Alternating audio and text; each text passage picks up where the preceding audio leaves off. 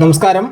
PS ടിക്സിൻ്റെ ഏറ്റവും പുതിയ വീഡിയോയിലേക്ക് എല്ലാ കൂട്ടുകാർക്കും സ്വാഗതം. അപ്പോൾ നമ്മൾ ചർച്ച ചെയ്യുന്ന 2024 PS നടത്തിയ ക്വസ്റ്റ്യൻസും അവയുടെ റിലേറ്റഡ് ഫാക്റ്റുമാണ്.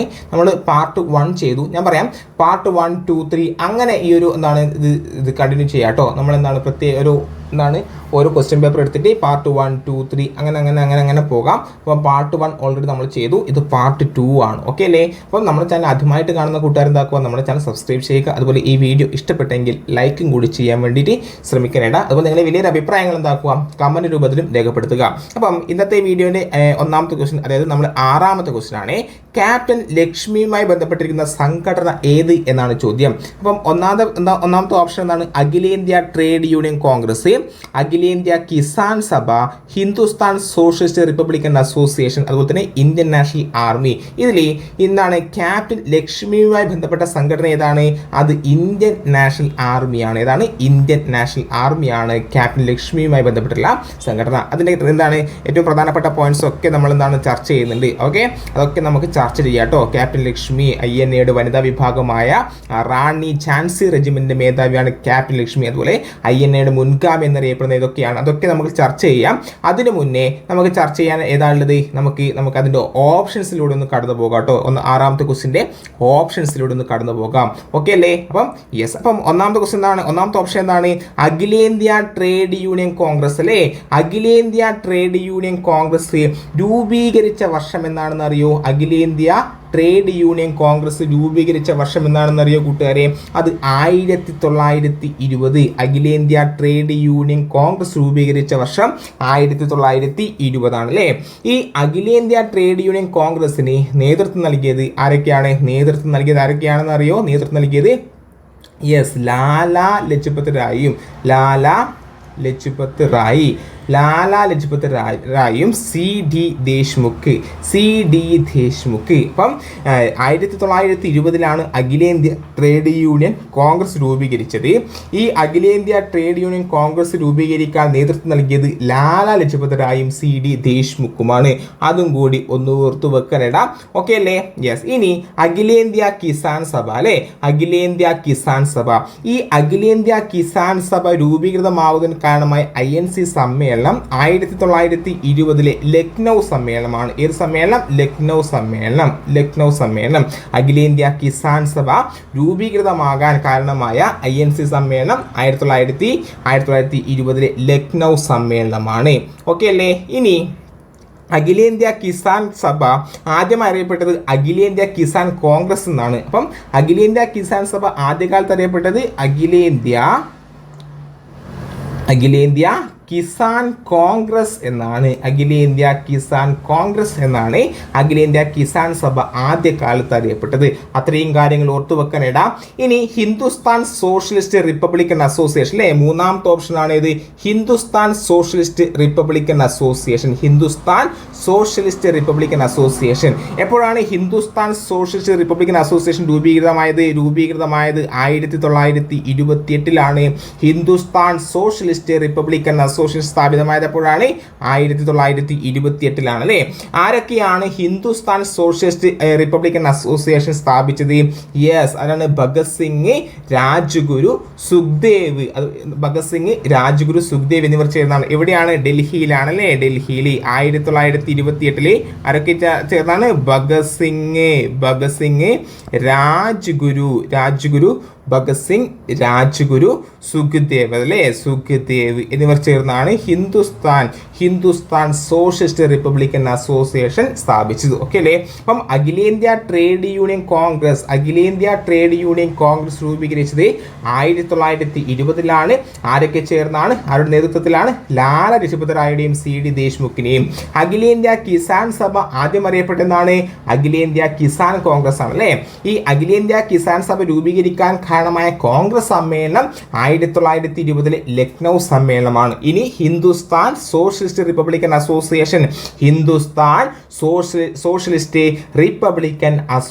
സ്ഥാപിതമായ വർഷം എന്നാണ് കൂട്ടുകാരെ? 1928 അല്ലേ? 1928 നമ്മൾ പഠിച്ചു. ഡൽഹിയിലാണ് സ്ഥാപിതമായത്. ആരൊക്കെയാണ്? ഭഗത് സിംഗ്, രാജ്ഗുരു, സുഖ്ദേവ് എന്നിവർ ചേർന്നാണ്. ഓക്കെ അല്ലേ? ഇനി ഇന്ത്യൻ നാഷണൽ ആർമിയെ കുറിച്ച് പഠിച്ചൂടെ? Indian National National Army. അപ്പം നമുക്ക് ഇന്ത്യൻ നാഷണൽ ആർമി ക്യാപ്റ്റൻ ലക്ഷ്മിയുമായി ബന്ധപ്പെട്ട സംഘടനയാണ് ഇന്ത്യൻ നാഷണൽ ആർമി.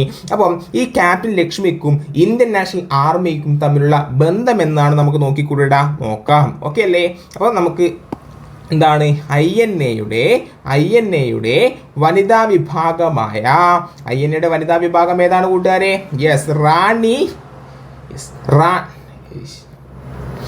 റാണി ഝാൻസി റെജിമെന്റിന്റെ മേധാവിയാണ് ക്യാപ്റ്റൻ ലക്ഷ്മി. INA-യുടെ വനിതാ വിഭാഗമായ റാണി ഝാൻസി റെജിമെന്റിന്റെ മേധാവിയാണ് ക്യാപ്റ്റൻ ലക്ഷ്മി. ഇനി ഈ INA-യുടെ മുൻഗാമി ആരാണ്? അത് ഇന്ത്യൻ ഇൻഡിപെൻഡൻസ് ലീഗ്. INA-യുടെ മുൻഗാമി എന്നറിയപ്പെടുന്ന ആരാണ്? ഇന്ത്യൻ ഇൻഡിപെൻഡൻസ് ലീഗ് ആണ്. ഇന്ത്യൻ ഇൻഡിപെൻഡൻസ് ലീഗ് സ്ഥാപിച്ചത് ആരൊക്കെയാണ്? മോഹൻ സിംഗും റാഷ് ബിഹാരി ബോസ് എന്നിവർ ചേർന്നാണ്. ആരൊക്കെ ചേർന്നാണ്? Indian Independence League. INA-യുടെ മുൻഗാമി എന്നറിയപ്പെടുന്ന ഇന്ത്യൻ ഇൻഡിപെൻഡൻസ് ലീഗ് സ്ഥാപിച്ചത് മോഹൻ സിംഗും റാഷ് ബിഹാരി ബോസ്. ഇനി സിംഗപ്പൂരിൽ വെച്ച് Subhash Chandrabose Indian Independence league കിഴക്കൻ ഏഷ്യയുടെ നിയന്ത്രണം റാഷ് ബിഹാരി ബോസിൽ നിന്ന് ഏറ്റെടുക്കുകയും തുടർന്ന് ഇന്ത്യൻ നാഷണൽ ആർമി രൂപീകരിക്കുകയും ചെയ്തു. ഓക്കെ അല്ലേ? ഇനി ഈ നേതാജി എന്ന പേരിൽ അറിയപ്പെടുന്ന വ്യക്തിയാണ് ആര്? നേതാജി സുഭാഷ് ചന്ദ്രബോസ് അല്ലേ? ഇനി ഗാന്ധിജിയെ ഇന്ത്യയുടെ രാഷ്ട്രപിതാവ് എന്ന് വിളിച്ചതാരാണ്? അന്ന് വിശേഷിപ്പിച്ചത് നമ്മുടെ ആരാണ്? സുഭാഷ് ചന്ദ്രബോസ് ആണ്. അതുപോലെ ഗാന്ധിജിയുടെ ദണ്ഡിയാത്രയെ നെപ്പോളിയന്റെ എൽബയിൽ നിന്നും പാരീസിലേക്കുള്ള യാത്രയോട് താരതമ്യം ചെയ്ത വ്യക്തിയാണ് ഏത്? ആരാണ്? നമ്മുടെ സുഭാഷ് ചന്ദ്രബോസ്. ഇനി ഈ നിസ്സഹരണ പ്രസ്ഥാനം പിൻവലിച്ചു അല്ലേ? ഗാന്ധിജി നിസ്സഹരണ പ്രസ്ഥാനം പിൻവലിച്ചതിന്റെ നടപടിയെ ദേശീയ ദുരന്തം എന്ന് വിശേഷിപ്പിച്ചതാരാണ്? നമ്മുടെ സുഭാഷ് ചന്ദ്രബോസ് ആണ്. ഈ സുഭാഷ് ചന്ദ്രബോസ് രൂപീകരിച്ച പാർട്ടിയാണ് ഫോർവേഡ് ബ്ലോക്ക്. PS ചോദിച്ചിങ്ങനെയാണ്, ഫോർവേഡ് ബ്ലോക്ക് സ്ഥാപിച്ചാരാണ്? സുഭാഷ് ചന്ദ്രബോസ്. ഏത് വർഷമാണ് ഫോർവേഡ് ബ്ലോക്ക് സ്ഥാപിച്ചത്? 1939 മെയ് 3 അല്ലേ? May 3 1939 May 3 Subhash Chandra Bose Forward Bloc എന്ന രാഷ്ട്രീയ പാർട്ടി രൂപീകരിച്ചു. നേതാജി എന്നറിയപ്പെടുന്നത്, അതുപോലെ തന്നെ ഗാന്ധിജിയെ ഇന്ത്യയുടെ രാഷ്ട്രപിതാവ് എന്ന് വിശേഷിപ്പിച്ചത് സുഭാഷ് ചന്ദ്രബോസ് ആണ്. ദണ്ഡിയാത്രയെ നെപ്പോളിയന്റെ എൽബയിൽ നിന്നും പാരീസിലേക്കുള്ള മടക്കയാത്ര എന്ന് വിശേഷിപ്പിച്ചത് സുഭാഷ് ചന്ദ്രബോസ് ആണ്. ചൗരി ചൗര സംഭവത്തെ തുടർന്ന് നിസ്സഹരണ പ്രസ്ഥാനം പിൻവലിച്ചു അല്ലേ? ആ നിസ്സഹരണ പ്രസ്ഥാനം പിൻവലിച്ചതിനെ ദേശീയ ദുരന്തം എന്ന് വിശേഷിപ്പിച്ചതാരാണ്? അത് സുഭാഷ് ചന്ദ്രബോസ് ആണ്. സുഭാഷ് ചന്ദ്രബോസ് രൂപീകരിച്ച രാഷ്ട്രീയ പാർട്ടിയാണ് Forward block. 1939 May 3 Subhash Chandra Bose Forward Bloc എന്ന രാഷ്ട്രീയ പാർട്ടി രൂപീകരിച്ചത്. അത്രയും കാര്യങ്ങൾ ഓർത്തു വെക്കുക അല്ലേ? ഇനി എന്താണ്? എവിടെയാണ് ഗാന്ധിജി സ്വതന്ത്ര ഇന്ത്യ, എവിടെയാണ് നേതാജി സുഭാഷ് ചന്ദ്രബോസ് സ്വതന്ത്ര ഇന്ത്യയുടെ താൽക്കാലിക ഗവൺമെന്റ്, അതായത് ആസാദ് ഹിന്ദ് ആണ് താൽക്കാലിക ഗവൺമെന്റ്. ആസാദ് ഹിന്ദ് രൂപം നൽകിയത് സിംഗപ്പൂരിലാണ്. ഈ ആസാദ് ഹിന്ദ് ഫൗജ് എന്ന സംഘടന രൂപീകരിച്ചത് 1942 ആസാദ് ഹിന്ദ് ഫൗജ്. ഈ Azad Hind Fauj Indian National Army എന്ന് പുനർനാമകരണം ചെയ്ത വർഷം 1943. അപ്പം എന്താണ്? ആസാദ് ഹിന്ദ് ഫൗജിനെ ഇന്ത്യൻ നാഷണൽ ആർമി എന്ന് പുനർനാമകരണം ചെയ്തത് 1943. 1943 ഈ INA-യുടെ വനിതാ വിഭാഗമായ റാണി ഝാൻസി റെജിമെന്റിന്റെ മേധാവിയാണ് ക്യാപ്റ്റൻ ലക്ഷ്മി. ഇത്രയും കാര്യങ്ങൾ ഓക്കെ അല്ലേ? നമ്മൾ 6ാമത്തെ ക്വസ്റ്റ്യന്റെ റിലേറ്റഡ് ഫാക്ട് നമ്മൾ കൃത്യമായിട്ട് എന്താണ് പഠിച്ചു അല്ലേ? ഇത് നിങ്ങൾക്ക് ഓക്കെ അല്ലേടാ? ഇത്രയും കാര്യങ്ങൾ ഓക്കെ അല്ലേ കൂട്ടുകാരെ? ഓക്കെ അല്ലേ? യെസ്. ഇനി നമുക്ക് നെക്സ്റ്റ് ക്വസ്റ്റ്യൻ ചർച്ച ചെയ്യാം. എന്താണ് നെക്സ്റ്റ് ക്വസ്റ്റ്യൻ എന്ന് പറഞ്ഞാൽ? 7ാമത്തെ ക്വസ്റ്റ്യൻ അല്ലേ? 7ാമത്തെ ക്വസ്റ്റ്യൻ കുളച്ചൽ യുദ്ധവുമായി ബന്ധപ്പെട്ടിരിക്കുന്ന ആരാണ്? കുളച്ചൽ യുദ്ധവുമായി ബന്ധപ്പെട്ടത് ആരാണ്? നമുക്കറിയാം മാർത്താണ്ഡവർമ്മയാണ് അല്ലേ? കുളച്ചൽ യുദ്ധവുമായി ബന്ധപ്പെട്ടിരിക്കുന്നവരാണ് മാർത്താണ്ഡവർമ്മ ഡച്ചുകാരെ പരാജയപ്പെടുത്തിയ യുദ്ധമാണ് കുളച്ചൽ യുദ്ധം. അപ്പം കുളച്ചൽ യുദ്ധം ആരൊക്കെ തമ്മിലായിരുന്നു? കുളച്ചൽ യുദ്ധം മാർത്താണ്ഡവർമ്മ വേഴ്സസ് ആരാണ്? ഡച്ചുകാരും. എപ്പോഴാണ് കുളച്ചൽ യുദ്ധം നടന്നത്? 1741 ഓഗസ്റ്റ് 10 കുളച്ചൽ യുദ്ധം നടന്നത്. 1741 ഓഗസ്റ്റ് 10. ഈ മാർത്താണ്ഡവർമ്മയ്ക്ക് മുന്നിൽ കീഴടങ്ങിയ ഡച്ച് സൈനാധിപൻ ആരാണ്? ഡച്ച് സൈനാധിപൻ മാർത്താണ്ഡവർമ്മയ്ക്ക് മുന്നിൽ കീഴടങ്ങിയ ഡച്ച് സൈന്യാധിപനാണ് ആര്? ഡിലനോയി അല്ലേ? ഡിലനോയി അതും കൂടി ഓർത്തു വെക്കുക. തിരുവിതാംകൂറിന്റെ സർവ്വ സൈന്യാധിപനായ വിദേശിയാണ് ആര്? ഡിലനോയി. തിരുവിതാംകൂറിന്റെ സർവ്വ സൈന്യാധിപനായ വിദേശിയാണ് ഡിലനോയി. അതുകൊണ്ട് തന്നെ വലിയ കപ്പിത്താൻ എന്നറിയപ്പെടുന്ന ആരാണ്? വലിയ കപ്പിത്താൻ എന്നറിയപ്പെടുന്ന ആരാണ്? യെസ്, ഡിലനോയി ആണല്ലേ? ഡിലനോയി. ഇനി ഡിലനോയിയുടെ ശവകുടീരം സ്ഥിതി ചെയ്യുന്ന എവിടെയാണ്? അത് തമിഴ്നാട്ടിലെ തക്കലേക്കടുത്ത് ഉദയഗിരി കോട്ടയിലാണ്. തക്കലേക്കടുത്ത് ഉദയഗിരി കോട്ട തമിഴ്നാട്ടിലാണ്. അപ്പം ഡിലനോയുടെ ശവകുടീരം സ്ഥിതി ചെയ്യുന്നത് തമിഴ്നാട്ടിലെ തക്കലേക്കടുത്ത് ഉദയഗിരി കോട്ടയിലാണ്. അപ്പം കുളച്ചൽ യുദ്ധവുമായി ബന്ധപ്പെട്ടിരിക്കുന്ന ആരാണ്? യെസ്, മാർത്താണ്ഡവർമ്മ. കുളച്ചൽ യുദ്ധം ആരൊക്കെ തമ്മിലായിരുന്നു? മാർത്താണ്ഡവർമ്മയും ഡച്ചുകാരും തമ്മിൽ യുദ്ധമാണ് കുളച്ചൽ യുദ്ധം. ഏത് വർഷമാണ് കുളച്ചൽ യുദ്ധം? 1741 ഓഗസ്റ്റ് 10-നാണ്. അതുപോലെ മാർത്താണ്ഡവർമ്മയ്ക്ക് മുന്നിൽ കീഴടങ്ങിയ ഡച്ച് സൈന്യാധിപനാണ് ഡിലനോയി അല്ലേ? അതുകൊണ്ട് വലിയ കപ്പിത്താൻ എന്നറിയപ്പെടുന്നത് ഡിലനോയി ആണ്. അതുപോലെ തന്നെ ഡിലനോയിയുടെ ശവകുടീരം സ്ഥിതി ചെയ്യുന്നത് എവിടെയാണ്? തമിഴ്നാട്ടിലെ തക്കലേക്കടുത്ത് ഉദയഗിരി കോട്ടയിലാണ്. യെസ്, എങ്കിൽ 8ാമത്തെ ക്വസ്റ്റ്യൻ എന്താണ് കൂട്ടുകാരെ? അപ്പൊ നമ്മുടെ ചാനൽ ആദ്യമായിട്ട് കാണുന്ന കൂട്ടുകാർ എന്താക്കുക? നമ്മുടെ ചാനൽ സബ്സ്ക്രൈബ് ചെയ്യുക. അതുപോലെ ഈ ക്ലാസ്സിനെ നിങ്ങൾ കുറിച്ചിട്ട് നിങ്ങളുടെ അഭിപ്രായങ്ങൾ എന്താക്കുക? കമന്റ് ചെയ്യാൻ വേണ്ടി മറക്കല്ലേടാ. അപ്പൊ നിങ്ങൾക്ക് മനസ്സിലാകുന്നില്ലെങ്കിൽ അല്ലെങ്കിൽ സ്പീഡ് കുറക്കണോ അല്ലെങ്കിൽ എത്തരത്തിലാണ് ഈ ക്ലാസ് കൂടുതൽ മെച്ചപ്പെടുത്താൻ കഴിയുക, നിങ്ങളുടെ സജഷൻസ് എന്താക്കുക? കമന്റ് രൂപത്തിൽ രേഖപ്പെടുത്തുക. അതുപോലെ ഇനി നെഗറ്റീവ് കമന്റ്സ് ആയാലും അല്ലെങ്കിൽ നെഗറ്റീവ് പോയിന്റ്സ് ഒക്കെ ആണെങ്കിലും അല്ലെങ്കിൽ എൻ്റെ ക്ലാസ്സിൽ എന്തെങ്കിലും തെറ്റുകൾ ഉണ്ടെങ്കിൽ അതും കൂടി നിങ്ങൾ എന്താക്കുക? കൂട്ടിച്ചേർക്കാൻ വേണ്ടിയിട്ട് മറക്കല്ലേടാ. അപ്പം നിങ്ങളുടെ മനുഷ്യല്ലേടാ. അപ്പം ചിലപ്പോൾ തെറ്റ് വന്നേക്കാം. ചില തെറ്റുകൾ ഞാൻ മനഃപൂർവ്വമല്ലാതെ എൻ്റെ അറിവ് വെച്ചിട്ടുള്ള ക്ലാസ്സാണ് ഞാൻ നിങ്ങൾക്ക് നൽകുന്നത്. അതിൽ എന്തെങ്കിലും പോരായ്മകൾ എന്താക്കുക?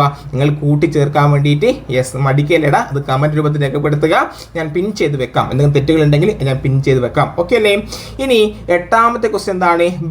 ബ്രിട്ടീഷുകാർക്കെതിരെ ചെറുത്തുനിൽപ്പിന് പഴശ്ശിരാജ നേതൃത്വം നൽകിയ സ്ഥലം എവിടെയാണ്? നേതൃത്വം നൽകിയ സ്ഥലം എവിടെയാണ്? ഓപ്ഷൻ എ കൊച്ചിയാണ്. Thiruvithamkoor. Option B Malabar. Option C D Kollam. നമുക്കറിയാം ഓപ്ഷൻ സി മലബാറിലാണ് അല്ലേ? മലബാർ. അപ്പം ബ്രിട്ടീഷുകാർക്കെതിരെ ചെറുത്തുനിൽപ്പിന് പഴശ്ശിരാജ നേതൃത്വം നൽകിയത് എവിടെയാണ്? മലബാറാണ് അല്ലേ? ഇനി ഈ 1-ാം പഴശ്ശിക്കലാപമാണ് അല്ലേ? 1-ാം പഴശ്ശിക്കലാപം 2-ാം പഴശ്ശിക്കലാപം ഉണ്ട്. 1-ാം പഴശ്ശിക്കലാപം 2-ാം പഴശ്ശിക്കലാപം. ഇതിലെ 1-ാം പഴശ്ശിക്കലാപത്തിന്റെ കാലഘട്ടം 1793 മുതൽ 1805 വരെയാണ്. ഇനി ഈ 1-ാം പഴശ്ശിക്കലാപത്തിന്റെ പ്രധാന കാരണം തെറ്റായ നികുതി നയമാണ്. അത്ര തന്നെ PSC ചോദിച്ചിട്ടുണ്ട്. ഇനി ഈ പുരളിശമ്മൻ എന്നറിയപ്പെടുന്ന ആരാണ്? പുരളിശമ്മൻ എന്നറിയപ്പെടുന്നത് നമ്മുടെ പഴശ്ശിരാജയാണ്. അതുപോലെ തന്നെ കേരള സിംഹം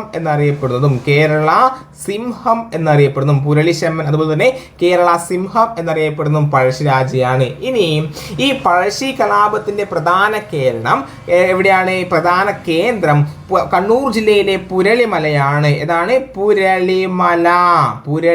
എവിടെയാണ് പുരളിമല?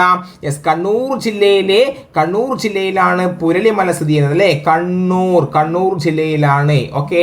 ഇനി 2-ാം പഴശ്ശി വിപ്ലവ കാലഘട്ടം എപ്പോഴാണ്? 2-ാം പഴശ്ശി വിപ്ലവത്തിന്റെ കാലഘട്ടം അത് 1800 to 1805 ആണ്. നമ്മൾ പറഞ്ഞു 1-ാം പഴശ്ശി കലാപത്തിന്റെ കാലഘട്ടം എന്ന് പറയുന്നത് 1793 മുതൽ 1793 മുതൽ 1805 വരെയാണെങ്കിൽ 2-ാം പഴശ്ശി കലാപത്തിന്റെ കാലഘട്ടം 1800 മുതൽ 1805 വരെയാണ്. ഇനി ബ്രിട്ടീഷുകാർ വയനാട് പിടിച്ചെടുക്കാൻ ശ്രമിച്ചതാണ് ഈ 2-ാം പഴശ്ശി വിപ്ലവം പെട്ടെന്ന് പുറപ്പെടാനുള്ള കാരണം. ഓക്കെ.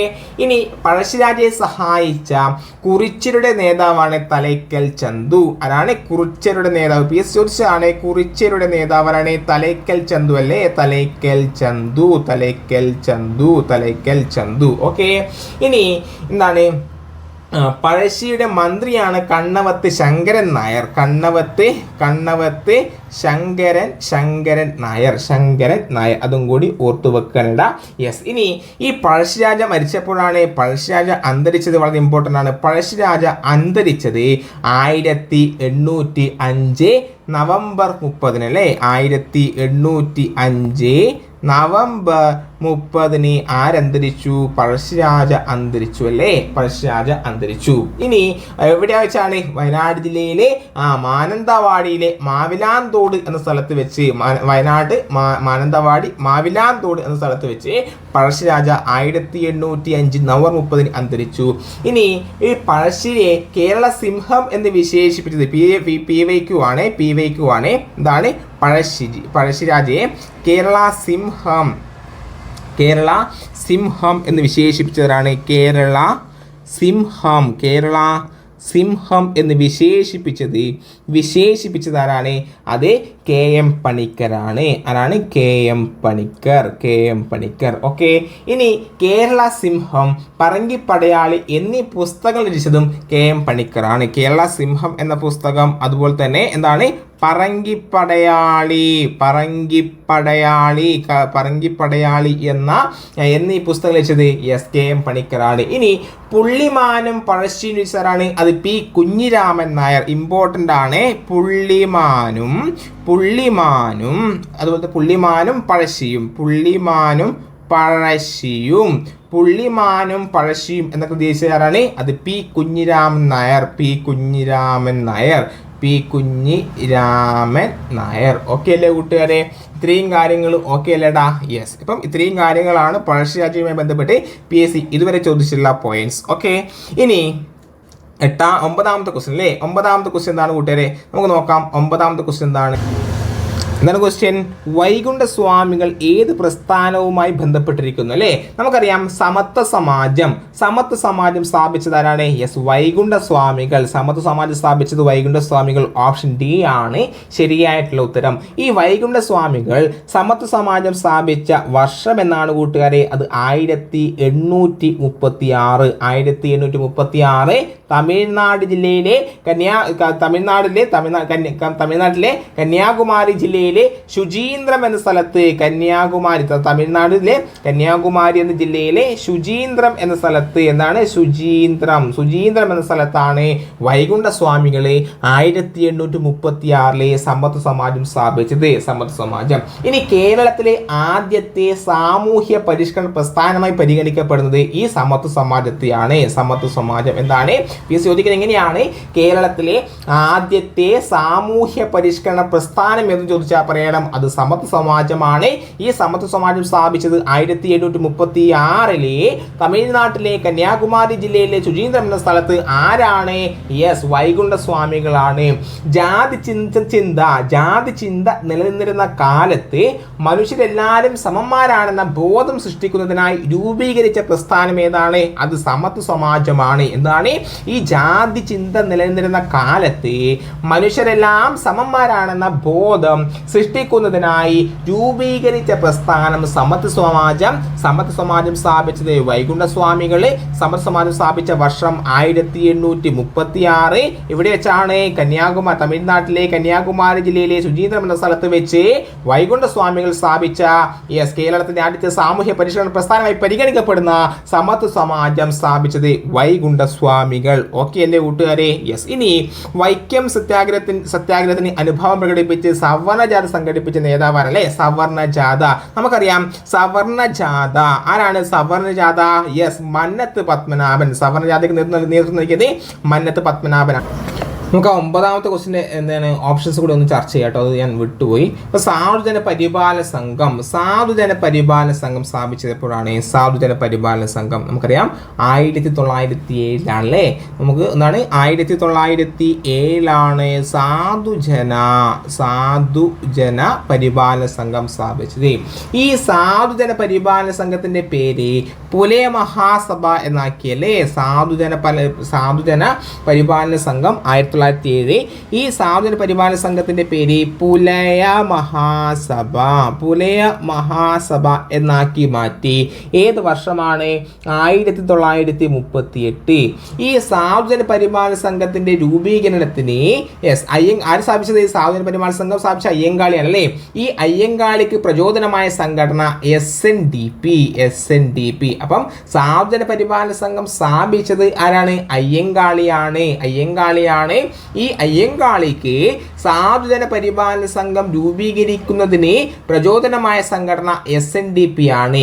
താഴ്ന്ന ജാതിക്കാർക്ക് പൊതുതരത്തിലൂടെ യാത്രാ സ്വാതന്ത്ര്യം, അതുപോലെ തന്നെ സ്കൂളുകളിൽ പ്രവേശനം എന്നിവ അനുവദിക്കുക എന്ന ലക്ഷ്യത്തോടെ ആരംഭിച്ച സാമൂഹിക പ്രസ്ഥാനമാണ് സാധുജന പരിപാലന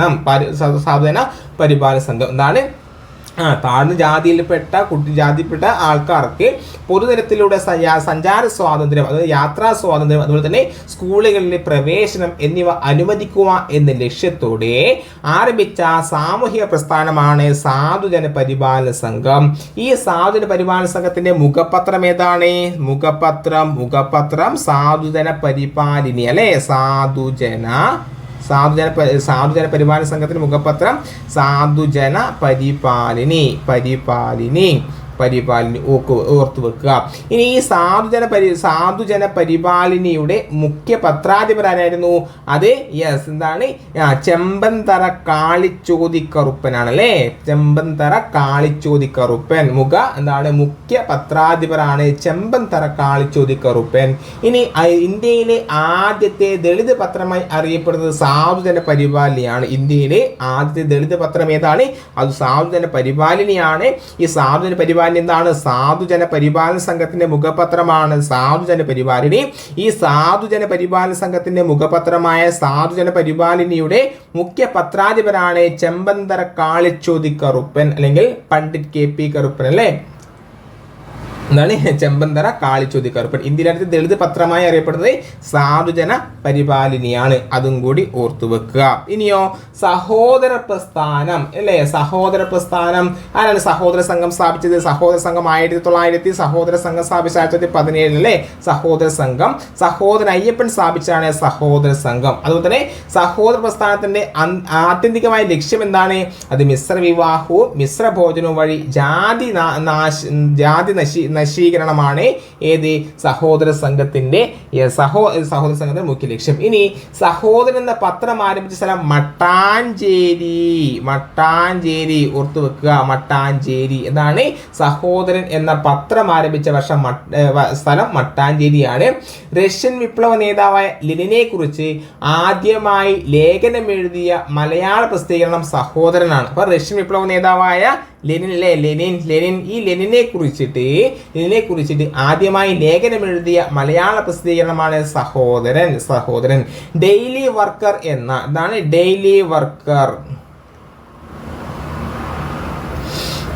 വർക്കർ എന്ന ബ്രിട്ടീഷ് പ്രസിദ്ധീകരണത്തെ മാതൃകയാക്കി സഹോദരൻ അയ്യപ്പൻ ആരംഭിച്ച പ്രസിദ്ധീകരണമാണ് വേലക്കാരൻ. ഏതാണ്? വേലക്കാരൻ. എന്താണ്?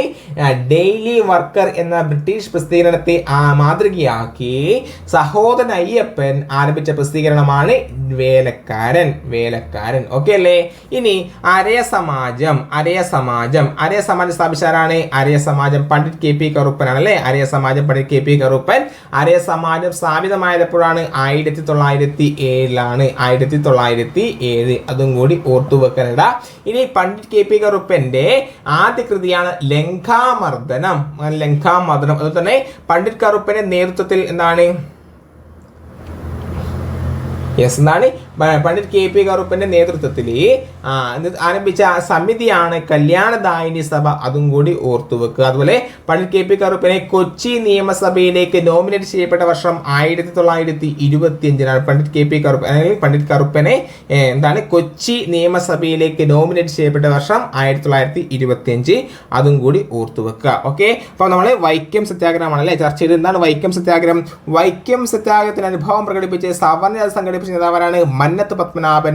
വൈക്കം സത്യാഗ്രഹം നടന്ന വർഷം 1924. വൈക്കം സത്യാഗ്രഹം 1924 നവംബർ 30 1924 നവംബർ 30 1924 നവംബർ 30 അതും കൂടി ഓർത്തു വെക്കുക. വൈക്കം സത്യാഗ്രഹം നടന്ന ക്ഷേത്രമാണ് വൈക്കം മഹാദേവ ക്ഷേത്രം. വൈക്കം മഹാദേവ ക്ഷേത്രം വൈക്കം സത്യാഗ്രഹം നടന്നത് വൈക്കം മഹാദേവ ക്ഷേത്രത്തിലാണ്. ഈ വൈക്കം സത്യാഗ്രഹത്തിന് നേതൃത്വം നൽകിയ നേതാക്കന്മാരൊക്കെ ആരൊക്കെയാണ്? അത് വളരെ ഇമ്പോർട്ടൻ്റ് ആണ്. വൈക്കം സത്യാഗ്രഹം 1924 നവംബർ 30 നടന്ന വൈക്കം മഹാദേവ ക്ഷേത്രത്തിൽ നടന്ന വൈക്കം സത്യാഗ്രഹത്തിന് നേതാക്കൾ ആരൊക്കെയാണ്? T K Madhavan. ആരൊക്കെയാണ്? ടി കെ മാധവനുണ്ട്. അതുപോലെ ഓർത്തു വെച്ചോ, T K Madhavan, K Kelappan, C V Kunhiraman,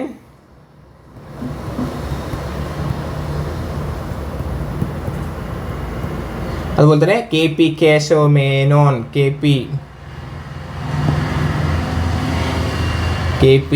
Kesava Menon അതും കൂടി ഓർത്തു വെക്കണേ. ഇനി വൈക്കം സത്യാഗ്രഹത്തിന്റെ പ്രധാന നേതാവ് ആരാണ്? അത് ടി കെ മാധവൻ. പ്രധാന നേതാവ് ആരാണ്? അത് ടി കെ മാധവനാണ്. അതും കൂടി ഓർത്തു വെക്കുക. ഇനി മറ്റൊരു ക്വസ്റ്റ്യൻ ആണ്, അയിത്തോച്ചാടനത്തിനെതിരെ പ്രമേയം പാസാക്കിയ കോൺഗ്രസ് സമ്മേളനം 1923 കാക്കിനട സമ്മേളനം. അതും കൂടി ഓർത്തു വെക്കണേ. ഇപ്പം വൈക്കം സത്യാഗ്രഹം 1924 മാർച്ച് 30 വൈക്കം സത്യാഗ്രഹം ആരംഭിച്ചത്. എപ്പോഴാണ്? 1924 മാർച്ച് 30 വൈക്കം സത്യാഗ്രഹം ആരംഭിച്ചു. ഇനി 1920 മാർച്ച് 30 പുലയ, ഈഴവ, നായർ സമുദായങ്ങളിലായ കുഞ്ഞാപ്പി, ബാഹുലേയൻ, ഗോവിന്ദ പണിക്കർ എന്നീ 3 യുവാക്കളിലൂടെ ആരംഭിച്ച സമരമാണ് വൈക്കം സത്യാഗ്രഹം. ആരൊക്കെയാണ്? കുഞ്ഞാപ്പി, ബാഹുലേയൻ, ഗോവിന്ദ പണിക്കർ എന്നീ 3 യുവാക്കളിലൂടെ ആരംഭിച്ച സമരമാണ് വൈക്കം സത്യാഗ്രഹം. വൈക്കം സത്യാഗ്രഹം നടന്ന ക്ഷേത്രം വൈക്കം മഹാദേവ ക്ഷേത്രം. വൈക്കം മഹാദേവ ക്ഷേത്രം. ഓക്കെ അല്ലേ? ഇനി വൈക്കം സത്യാഗ്രഹത്തിന് നേതൃത്വം നൽകിയത് ആരൊക്കെയാണ്? അത് T K Madhavan, K Kelappan, C V Kunhiraman, K P Kesava Menon. Okay. ഇനി എന്താണ്? വൈക്കം സത്യാഗ്രഹത്തിന്റെ പ്രധാന നേതാവ് ടി കെ മാധവനാണ്. പ്രധാന നേതാവ് ആരാണ് കൂട്ടുകാരെ? പ്രധാന നേതാവ് ടി കെ മാധവൻ. ഓർത്തു വെക്കാനിട, ടി കെ മാധവൻ. ഇനി അയിത്തോച്ചാടനത്തിനെതിരെ പ്രമേയം പാസാക്കിയ കോൺഗ്രസ് സമ്മേളനം. അയിത്തോച്ചാടനത്തിനെതിരെ പ്രമേയം പാസാക്കിയ കോൺഗ്രസ് സമ്മേളനം ഏതാണ് കൂട്ടുകാരെ? അത് 1923 കാക്കിനട സമ്മേളനം. ഈ പ്രമേയം പാസാക്കാൻ മുൻകൈ എടുത്തത് ടി കെ മാധവനാണ് കേട്ടോ. ടി കെ മാധവനാണ് പ്രമേയം പാസാക്കാൻ മുൻകൈ എടുത്തത്. ഇനി മറ്റൊരു PSC ക്വസ്റ്റ്യൻ ആണ്, വൈക്കം സത്യാഗ്രഹത്തിന്റെ അനുഭാവം പ്രകടിപ്പിച്ച് പഞ്ചാബിൽ നിന്നെത്തിയ വിഭാഗമാണ് അകാലികൾ. പഞ്ചാബിൽ നിന്നെത്തിയവരാണ് അകാലികൾ. ഓക്കെ അല്ലേ? ഇനി എന്താണ്?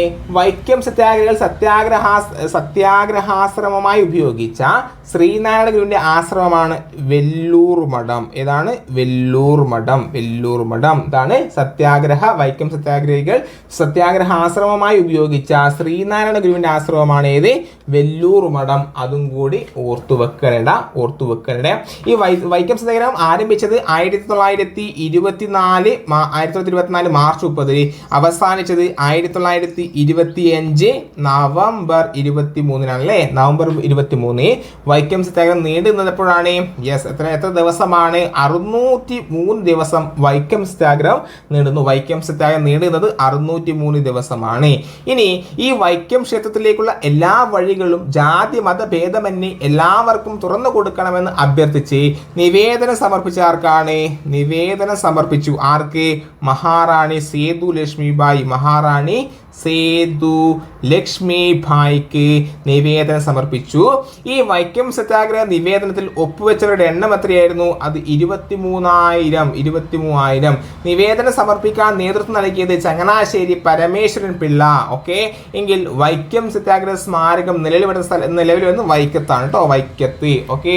അത്രയും കാര്യങ്ങളാണ് എന്നുള്ളതാണ് ഇമ്പോർട്ടൻ്റ് ആയ പോയിന്റ്സ്. നമ്മൾ ഇന്നത്തെ വീഡിയോയിൽ ചർച്ച എത്ര ക്വസ്റ്റ്യൻസ് ആണ്? 5 ക്വസ്റ്റ്യൻസ് ചർച്ച ചെയ്തു. അതുപോലെ 5 ക്വസ്റ്റ്യൻ്റെ റിലേറ്റഡ് ഫാക്റ്റും നമ്മൾ വളരെ കൃത്യമായിട്ട് പഠിച്ചു. അപ്പം നമ്മുടെ ചാനൽ ആദ്യമായിട്ട് കാണുന്ന കൂട്ടുകാർ എന്താക്കുക, നമ്മുടെ ചാനൽ സബ്സ്ക്രൈബ് ചെയ്യുക. അതുപോലെ ഈ ക്ലാസ്സിനെ കുറിച്ച് നിങ്ങളുടെ അഭിപ്രായങ്ങൾ എന്താക്കുക, കമന്റ് രൂപത്തിൽ രേഖപ്പെടുത്താൻ മറക്കല്ലേടാ. അപ്പോൾ അടുത്ത വീഡിയോയിൽ കാണുന്നവരെ ബൈ, സീ യു. നമസ്കാരം. PS ട്രിക്സിൻ്റെ ഏറ്റവും പുതിയ വീഡിയോയിലേക്ക് എല്ലാ കൂട്ടുകാർക്കും സ്വാഗതം. അപ്പം ഇന്നത്തെ ഈ വീഡിയോയിൽ നമ്മൾ ചർച്ച ചെയ്യുന്നത് നമ്മുടെ തൊഴിൽവീതി പ്രസിദ്ധീകരിച്ച LGS ഫൈനൽ ടച്ച് എന്ന ഭാഗത്തെ ഏറ്റവും പ്രധാനപ്പെട്ട ചോദ്യങ്ങളാണ്. അപ്പം ഒന്നാമത്തെ ചോദ്യം ഇതാണ്: രോഗങ്ങളെക്കുറിച്ചുള്ള പഠനം അറിയപ്പെടുന്നതാണ് പാത്തോളജി അല്ലേ? രോഗങ്ങളെക്കുറിച്ചുള്ള പഠനം അറിയപ്പെടുന്നത് പാത്തോളജിയാണ്. ഇനി ഈ രോഗപ്രതിരോധത്തെക്കുറിച്ചുള്ള പഠനമാണെങ്കിലോ ഇമ്മ്യൂണോളജി. രോഗങ്ങളെക്കുറിച്ചുള്ള പഠനം പാത്തോളജിയും രോഗപ്രതിരോധത്തെക്കുറിച്ചുള്ള പഠനം ഇമ്മ്യൂണോളജിയുമാണ്. ഓക്കെ, എങ്കിൽ നമ്മുടെ ലൂയി പാസ്റ്ററിലടാ ഈ ലൂയി പാസ്റ്റർ കണ്ടുപിടിച്ച വാക്സിനുകൾ ഏതൊക്കെ രോഗത്തിനുള്ളതാണ്? അത് ആന്ത്രാക്സ്, കോളറ, റാബീസ് എന്നിവയ്ക്കുള്ള വാക്സിനുകൾ കണ്ടെത്തിയതാരെന്നറിയോ? ആരാണ്? ലൂയി പാസ്റ്റർ ആണ്. ലൂയി പാസ്റ്റർ ഏതിനുള്ളതാണ്? ആന്ത്രാക്സ്, അതുപോലെ തന്നെ കോളറ, അതുപോലെ തന്നെ റാബീസ്. എങ്കിൽ നെക്സ്റ്റ് ആണ്, കുഞ്ഞ് ജനിച്ചയുടനെ നൽകുന്ന വാക്സിൻ ഏതാണ്? അത് BCG വാക്സിൻ എന്നാണ്. ഒരു കുഞ്ഞ് ജനിച്ചയുടനെ നൽകുന്ന വാക്സിൻ ഏതാണ് കൂട്ടുകാരെ? അത് BCG വാക്സിനാണ്. ഏതാണ്? BCG vaccine. എങ്കിൽ നെക്സ്റ്റ് ക്വസ്റ്റ്യൻ, രോഗവർഗീകരണത്തെക്കുറിച്ചുള്ള പഠനമാണ് നോസോളജി. രോഗവർഗീകരണത്തെക്കുറിച്ചുള്ള പഠനം എന്താണ്? നോസോളജി. രോഗകാരണത്തെക്കുറിച്ചുള്ള പഠനം എന്താണ്? എറ്റിയോളജി. രോഗകാരണത്തെക്കുറിച്ചുള്ള പഠനം എറ്റിയോളജി. രോഗവർഗീകരണത്തെക്കുറിച്ചുള്ള പഠനം നോസോളജി. എങ്കിൽ നെക്സ്റ്റ് ക്വസ്റ്റ്യൻ ആണ്, ഒരു സ്ഥലത്ത് വളരെ പെട്ടെന്ന് പടർന്നു പിടിക്കുന്ന രോഗങ്ങളെ പറയുന്ന പേര് എപ്പിഡമിക് ഡിസീസസ് അല്ലേ? എപ്പിഡമിക് രോഗങ്ങൾ എന്ന് പറയുന്നു. ഒരു സ്ഥലത്ത് വളരെ പെട്ടെന്ന് പടർന്നു പിടിക്കുന്ന രോഗങ്ങളെ പറയുന്ന പേരെന്താണ്? എപ്പിഡമിക് രോഗങ്ങൾ എന്ന് പറയുന്നു. നെക്സ്റ്റ്, വൻകരകളിൽ നിന്നും വൻകരകളിലേക്കോ ഒരു രാജ്യത്ത് നിന്ന് മറ്റൊരു രാജ്യത്തേക്കോ പടർന്നു പിടിക്കുന്ന രോഗങ്ങൾക്ക് പറയുന്ന പേര് പാൻഡമിക് രോഗങ്ങൾ എന്നാണ്. ഒരു വൻകരയിൽ നിന്ന് മറ്റൊരു വൻകരയിലേക്കോ അല്ലെങ്കിൽ ഒരു രാജ്യത്ത് നിന്നും മറ്റൊരു രാജ്യത്തേക്കോ പടർന്നു പിടിക്കുന്ന രോഗങ്ങളെ പറയുന്ന പേര് പാൻഡമിക് രോഗങ്ങൾ എന്നാണ്. നമ്മുടെ കൊറോണ ഒരു പാൻഡമിക് രോഗമായിരുന്നു അല്ലേ? ഒരു സ്ഥലത്ത് വളരെ പെട്ടെന്ന് പടർന്നു പിടിക്കുന്ന രോഗങ്ങളെ പറയുന്ന പേര് എപ്പിഡമിക് ഡിസീസസ് എന്നതിൽ എപ്പിഡമിക് രോഗങ്ങൾ എന്ന് പറയുന്നു. എങ്കിൽ വൻകര, ഇത് PSC ഓൾറെഡി ചോദിച്ച ചോദ്യമാണ്. വൻകരകളിൽ നിന്നും വൻകരകളിലേക്കോ ഒരു രാജ്യത്ത് നിന്ന് മറ്റൊരു രാജ്യത്തേക്കോ പടർന്നു പിടിക്കുന്ന രോഗങ്ങൾക്ക് പറയുന്ന പേര് പാൻഡമിക് രോഗങ്ങൾ എന്നാണ്, അല്ലെങ്കിൽ പാൻഡമിക് ഡിസീസസ് എന്നാണ്. നെക്സ്റ്റ്, സമൂഹത്തിൽ കാലാകാലങ്ങളായി നിലനിൽക്കുന്നതും പൂർണ്ണമായി നിർമ്മാർജ്ജനം ചെയ്യാൻ സാധിക്കാത്തതുമായ രോഗങ്ങൾ അറിയപ്പെടുന്നത് എൻഡമിക് രോഗങ്ങൾ എന്നാണ്. ഒരിക്കലും എൻഡ് ചെയ്യാത്ത രോഗങ്ങൾ എന്ന് ഓർത്തു വെക്കുക. എൻഡമിക് രോഗങ്ങൾ സമൂഹത്തിൽ കാലാകാലങ്ങളായി നിലനിൽക്കുന്നതും പൂർണ്ണമായി നിർമ്മാർജ്ജനം ചെയ്യാൻ സാധിക്കാത്തതുമായ രോഗങ്ങൾ അറിയപ്പെടുന്നതാണ് എൻഡമിക് രോഗങ്ങൾ. എങ്കിൽ ആശുപത്രികളിൽ നിന്നും പടർന്നു പിടിക്കുന്ന രോഗങ്ങൾ അറിയപ്പെടുന്നത് നോസോകോമിയൽ രോഗങ്ങൾ എന്നാണ്. നോസോകോമിയൽ രോഗങ്ങൾ എന്താണ്? നോസോകോമിയൽ രോഗങ്ങൾ എന്ന് പറഞ്ഞാൽ ആശുപത്രികളിൽ നിന്നും പടർന്നു പിടിക്കുന്ന രോഗങ്ങൾ അറിയപ്പെടുന്നത് നോസോകോമിയൽ രോഗങ്ങൾ എന്നാണ്. എന്താണ് കൂട്ടുകാരെ? നോസോകോമിയൽ രോഗങ്ങൾ. നെക്സ്റ്റ്, മൃഗങ്ങളിൽ നിന്നും മനുഷ്യരിലേക്ക് പകരുന്ന രോഗങ്ങൾ അറിയപ്പെടുന്നത് സൂനോട്ടിക് ഡിസീസസ് എന്നാണ്. മൃഗങ്ങളിൽ നിന്നും മനുഷ്യരിലേക്ക് പകരുന്ന രോഗങ്ങൾ അറിയപ്പെടുന്നത് സൂനോട്ടിക് ഡിസീസസ് അല്ലെങ്കിൽ സൂനോട്ടിക് എന്നാണ്. മൃഗങ്ങളിൽ നിന്നും മനുഷ്യരിലേക്ക് പകരുന്ന രോഗങ്ങൾ അറിയപ്പെടുന്നത് സൂനോട്ടിക്. നെക്സ്റ്റ്, മൃഗങ്ങൾക്കിടയിലുള്ള പകർച്ചവ്യാധികൾ അറിയപ്പെടുന്നത് എപ്പിസ്യൂട്ടിക് എന്നാണ്. മൃഗങ്ങൾക്കിടയിലുള്ള പകർച്ചവ്യാധികൾ അറിയപ്പെടുന്നത് എപ്പിസ്യൂട്ടിക് എന്നാണ്. ഓക്കെ അല്ലേടാ? അപ്പം ഒന്നും കൂടി ഞാൻ ഈ കാര്യങ്ങൾ ഒന്നും കൂടി റിപ്പീറ്റ് ചെയ്ത് പറയാം. രോഗങ്ങളെക്കുറിച്ചുള്ള പഠനം പാത്തോളജിയാണ് എങ്കിൽ രോഗപ്രതിരോധത്തെക്കുറിച്ചുള്ള പഠനം എന്താണ്? ഇമ്മ്യൂണോളജി. ലൂയി പാസ്റ്റർ കണ്ടുപിടിച്ച വാക്സിനുകൾ ഏതൊക്കെ രോഗത്തിനെതിരെയാണ്? അത് ആന്ത്രാക്സ്, കോളറ, റാബീസ്. കുഞ്ഞ് ജനിച്ചയുടനെ നൽകുന്ന വാക്സിൻ ഏതാണ്? അത് BCG വാക്സിൻ. രോഗവർഗീകരണത്തെക്കുറിച്ചുള്ള പഠനം നോസോളജി. രോഗകാരണത്തെക്കുറിച്ചുള്ള പഠനം എറ്റിയോളജി. ഒരു സ്ഥലത്ത് വളരെ പെട്ടെന്ന് പടർന്നു പിടിക്കുന്ന രോഗങ്ങൾക്ക് പറയുന്ന പേര് എപ്പിഡമിക് രോഗങ്ങളെന്നും വൻകരകളിൽ നിന്നും വൻകരകളിലേക്കോ ഒരു രാജ്യത്തു നിന്നും മറ്റൊരു രാജ്യത്തേക്കോ പടർന്നു പിടിക്കുന്ന രോഗങ്ങൾക്ക് പറയുന്ന പേര് പാൻഡമിക് രോഗങ്ങൾ എന്നും സമൂഹത്തിൽ കാലാകാലങ്ങളായി നിലനിൽക്കുന്നതും പൂർണ്ണമായി നിർമ്മാർജ്ജനം ചെയ്യാൻ സാധിക്കാത്തതുമായ രോഗങ്ങൾ അറിയപ്പെടുന്നത് എൻഡമിക് രോഗങ്ങൾ എന്നാണ്. നെക്സ്റ്റ്, ആശുപത്രികളിൽ നിന്നും പടർന്നു പിടിക്കുന്ന രോഗങ്ങൾ അറിയപ്പെടുന്നത് നോസോകോമിയൽ രോഗങ്ങൾ എന്നാണ്. നെക്സ്റ്റ്, മൃഗങ്ങളിൽ നിന്നും മനുഷ്യരിലേക്ക് പകരുന്ന രോഗങ്ങൾ അറിയപ്പെടുന്നത് സൂനോട്ടിക് ഡിസീസസ് എന്നാണ്. മൃഗങ്ങൾക്കിടയിലുള്ള പകർച്ചവ്യാധികൾ അറിയപ്പെടുന്നത് എന്താണ്? എപ്പിസൂട്ടിക് ഡിസീസസ് എന്നാണ്. നെക്സ്റ്റ്, എലിപ്പനി, ടെറ്റനസ്, വില്ലൻ ചുമ എന്നീ രോഗങ്ങൾക്ക് കാരണമാകുന്നത് ബാക്ടീരിയ രോഗങ്ങളാണ്. ഏത്? എലിപ്പനി, ടെറ്റനസ്, വില്ലൻ ചുമ. ഇതൊക്കെയാണ് ഈ ബാക്ടീരിയ പരത്തുന്ന രോഗങ്ങൾ ഇമ്പോർട്ടൻ്റ് ആണ്. എലിപ്പനി, വില്ലൻ ചുമ, ടെറ്റനസ് എന്നിവ ബാക്ടീരിയ ഡിസീസസ് ആണ്. ഇനി ഈ എലിപ്പനിക്ക് കാരണമാകുന്ന ബാക്ടീരിയ ഏതാണെന്ന് അറിയോ? അത് ലെപ്റ്റോസ്പൈറ ബാക്ടീരിയ ആണ്. ലെപ്റ്റോസ്പൈറ ബാക്ടീരിയ എലിപ്പനിക്ക് കാരണമാകുന്ന ബാക്ടീരിയ ഏതാണ്? അത് ലെപ്റ്റോസ്പൈറ ബാക്ടീരിയ. എങ്കിൽ നമ്മുടെ ക്ഷയരോഗത്തിന് കാരണമാകുന്ന രോഗാണുവാണ് മൈക്കോ ബാക്ടീരിയം ട്യൂബർകുലോസിസ്. PSC എത്രയോ തവണ ആവർത്തിച്ച ചോദ്യമാണ്.